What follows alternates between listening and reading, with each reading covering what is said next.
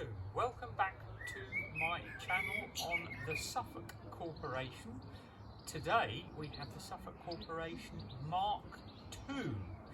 A few little details about the Mark II, obviously a later machine.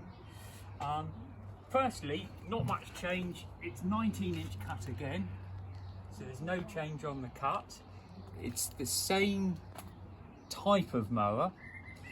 The engine, it's a cast iron Suffolk 75cc, so little change on that. Another little change that there is on the Mark II is the engine platform here is rounded rather than flat. And then if I get my camera ladies just come over a little bit please, thank you, we can see that the roller brackets and cobwebs, they're curved. The earlier Corporation has got a square back on it with square roller brackets. The Mark II has these rounded brackets. So there is a little bit of a change, but at a glance they look very much the same. So we're going to go back to the engine, so if you'd like to go back round the front again. One of the other changes on the later Suffolks, they have this easier fill dipstick. So to fill and check the oil is on that. So to check it, you've got a proper dipstick, as we know, and to fill, which is much easier, one screw and fill like so. So it's actually a lot easier, bit less messy as well, I guess. So yeah, very similar machine. Clutch is the same, centrifugal, it's wheeled, and again it's meant for rough areas. Probably another thing you probably will notice, you've got this roundy fuel tank rather than the early square type. It's a slightly different fuel tank. One of the other things is you've got the recoil start that doesn't now have Suffolk cast into it. It's just plain, but other than that, all the same. This machine, I think it's probably fair to say it's more or less all right, apart from this one has somebody's fitted the later exhaust on it, which is this exhaust here. What it should have, which will change over, let me have a look, we've got one here, so, right, there we go. So it should have this earlier type exhaust. So at some point I'm going to transfer that to make this original. It's quite a common update, I guess, as the original one probably rusted out and they changed it for the later one. The later ones are a bit quieter, but I rather like those old ones, so I think that's going to go on there. Right, without further ado, we are going to see if this engine has got a spark. I've got a feeling it hasn't, and as we all know, if you've not got a spark, you won't get it running. What we're going to do is, let's have a look. What we're going to do is we're just going to pull the plug lead off, and my camera lady's on cue. Let's have a look. So we're just going to see if we've got a spark. So I'm going to pull it over, and all being well, we should have a spark, but I don't think there is. We've got nothing at all, so there's no chance of this going. So I think what we're going to do is I'm going to go through trying to get a spark. We're going to get technical and we're going to see if we can get a spark. Firstly, spark plug off, so we'll get the spark plug out.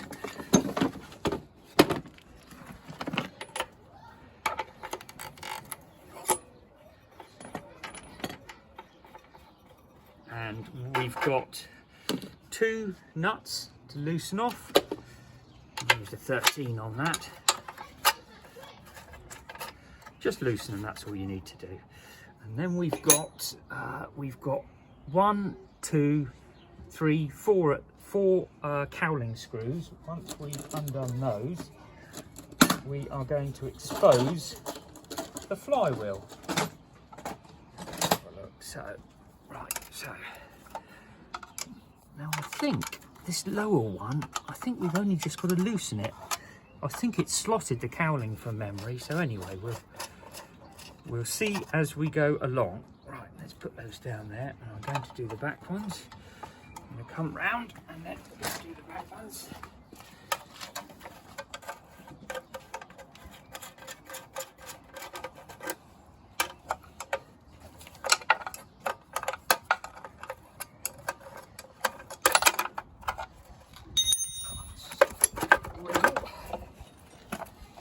Good, that's great.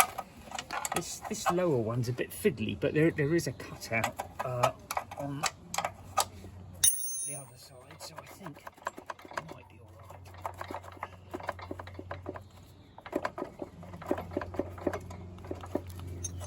I think that one's got to come right out.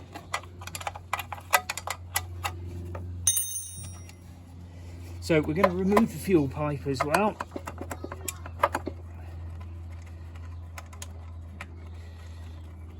Just noticed that the fuel tap is missing the plunger, so that's something I've got to deal with.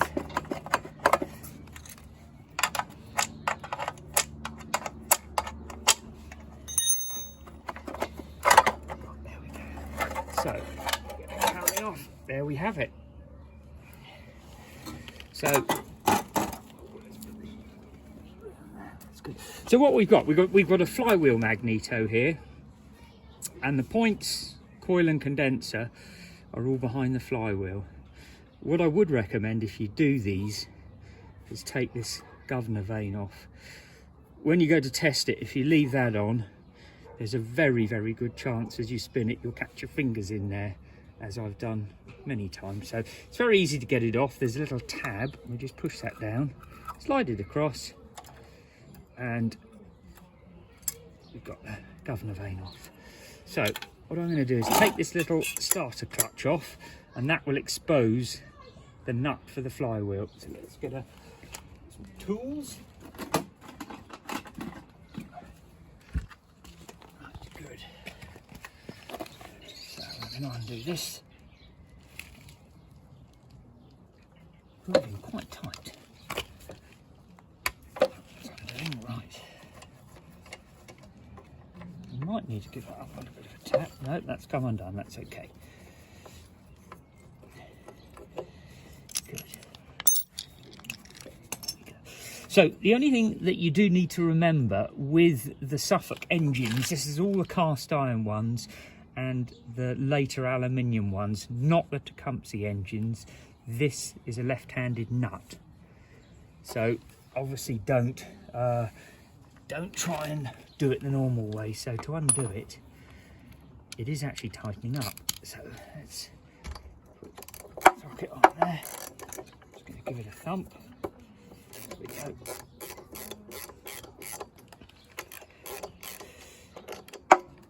So in the Suffolk book, it does tell you to pull and then tap the crankshaft to get the flywheel off, but I would suggest you don't do that. It is very, very easy to damage the threads.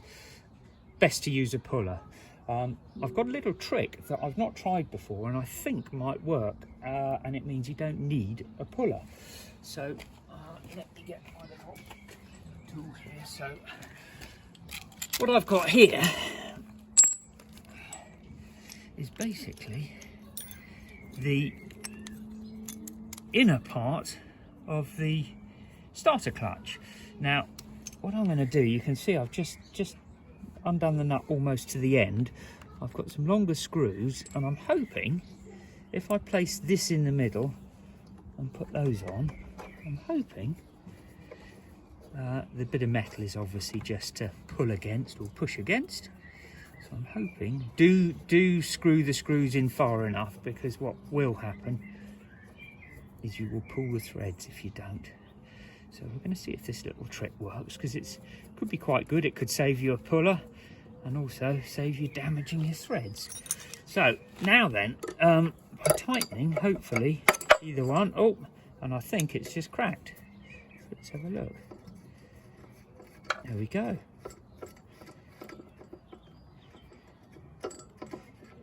So that saves making a puller. Quite a cunning plan, I think. So we're going to undo, again left-handed, and we're going to expose the coil, points and condenser.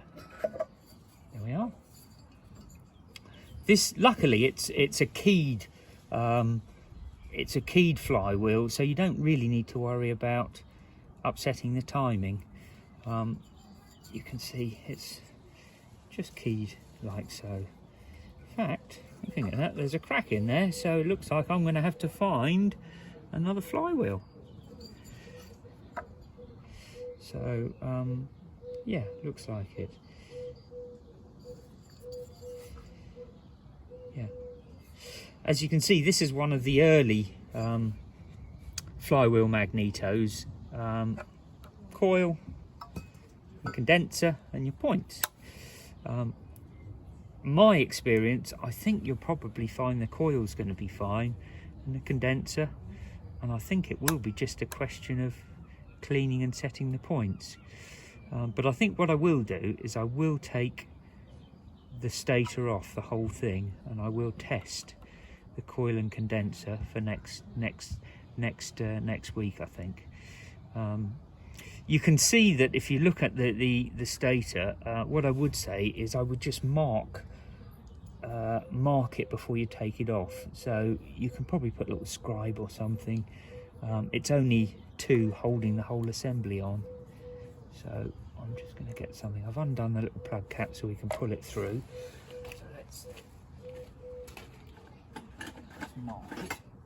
So what we're going to do is I'm just going to put a little mark somewhere. So what we do, let's do something like that.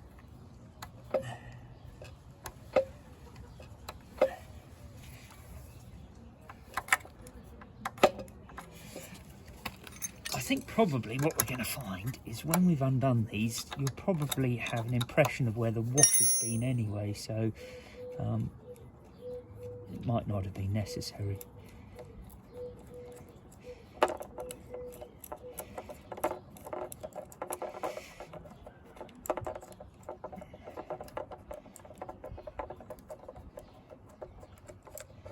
There we are. So yeah, you can probably just about see where it's marked it. The wash is there, just about there. And that's on there's your little cam, which the points runs on. Looking at it, it looks fairly good. So I don't think we're going to disturb that. So I think it's going to be a second-hand flywheel and test the coil, the condenser, and I think we're just going to clean the points up. They look quite mucky actually, so I'm quite confident cleaning those will get us a spark. New spark plug, I think, to finish it off.